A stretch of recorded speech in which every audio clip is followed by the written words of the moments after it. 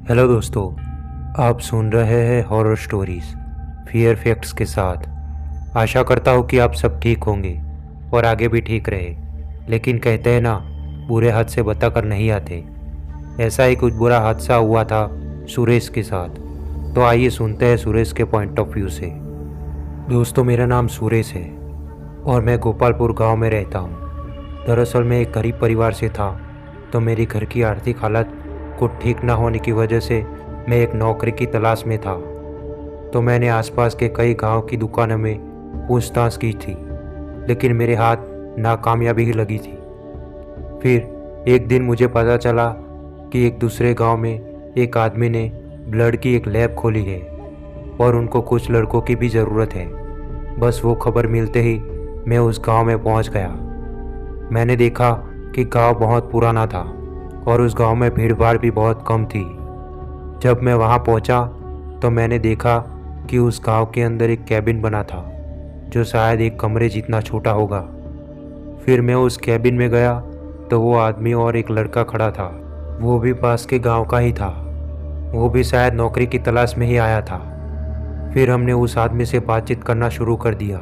फिर उस आदमी ने हम दोनों को कहा कि तुम्हें नाइट में आना होगा और तुम में से एक लड़का सैंपल लेने जाएगा और दूसरा उस सैंपल का लैब टेस्ट करेगा।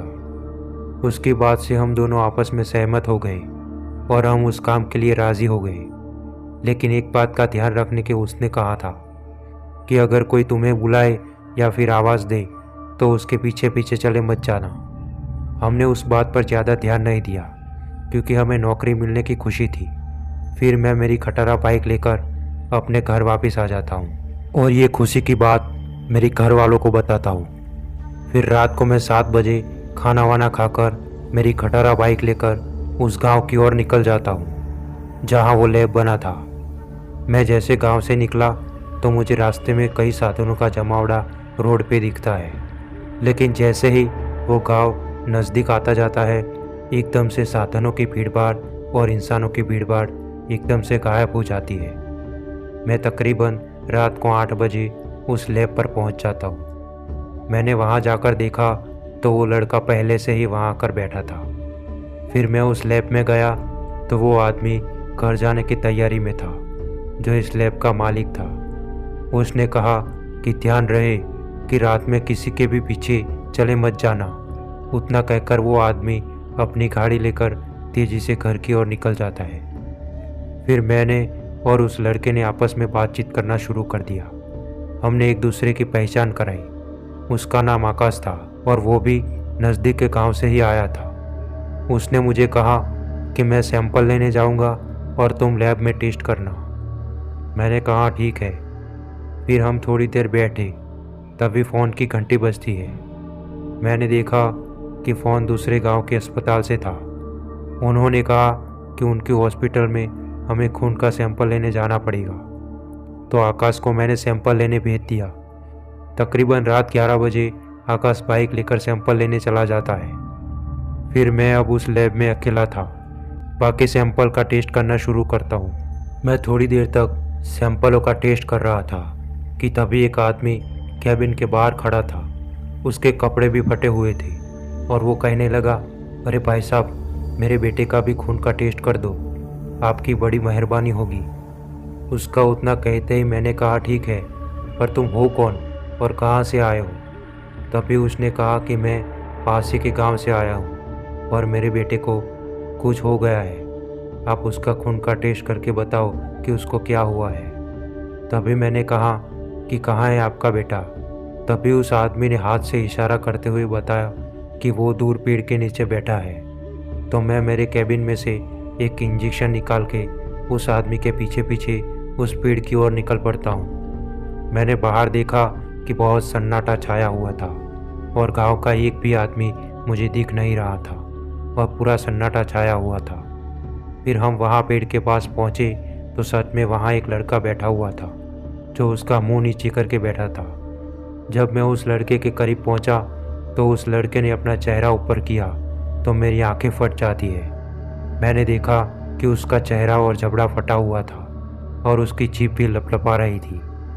ये देखकर मेरे हाथ से इंजेक्शन गिर जाता है और मैं ज़मीन पर गिर जाता हूँ। मैंने देखा कि अब वो आदमी का चेहरा भी वैसा ही हो गया था और दोनों अब बहुत भयानक दिख रहे थे। और वो बोलने लगा कि हमें खून चाहिए और वो भी तुम्हारा।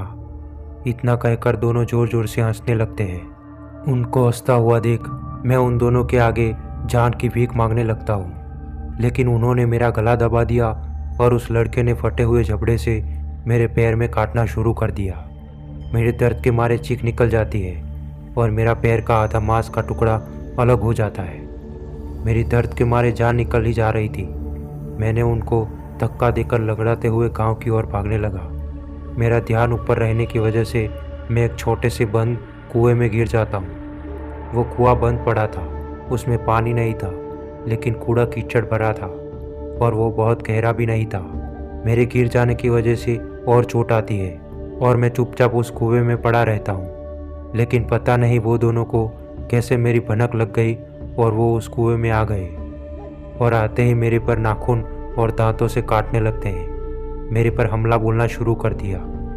मैं दर्द के मारे ज़ोर ज़ोर से चिल्लाने लगता हूँ। तभी मैंने देखा कि बाहर आकाश लकड़ी में आग जलाकर मेरे को मेरी चीख सुनकर बचाने आया था। आग देखकर वो लड़का और उस आदमी धूम दबाकर कुएं से बाहर भाग जाते हैं और गांव के पिछले वाले हिस्से में कहीं गायब हो जाते हैं। मैंने उतना देखा और मैं बेहोश हो जाता हूँ। जब मेरी आँख खुली तो दूसरे दिन अस्पताल में मेरा परिवार और गांव के 4-5 लोग और आकाश खड़ा था। मुझे उन शैतानों ने कई जगह पर नोच खाया था, लेकिन मेरे नसीब अच्छे होने की वजह से मैं जिंदा था। तभी आकाश ने बताया कि वो उसके पास का ही गांव का है और कुछ सालों पहले की बात है जब उस बाप और बेटे को चोरी के इल्ज़ाम में उन गांव वालों ने लाठी डंडों से मार मार कर मौत के घाट उतार दिया था। तब से वो बाप बेटा रात में अपना बदला लेने के लिए किसी के पर भी हमला बोल देते हैं। आकाश का उतना सुनते ही मेरे पापा ने मेरी नौकरी वहाँ से छुड़वा ली और आज भी वो गांव अब धीरे धीरे खाली होने लगा है, क्योंकि मेरी ये घटना उस गांव में आग की तरह फैल गई थी। तो दोस्तों, आज की कहानी हम यहीं समाप्त करते हैं। अगर आपके साथ भी ऐसी कोई घटना हुई हो तो आप हमारी इंस्टाग्राम आईडी पे शेयर कर सकते हो।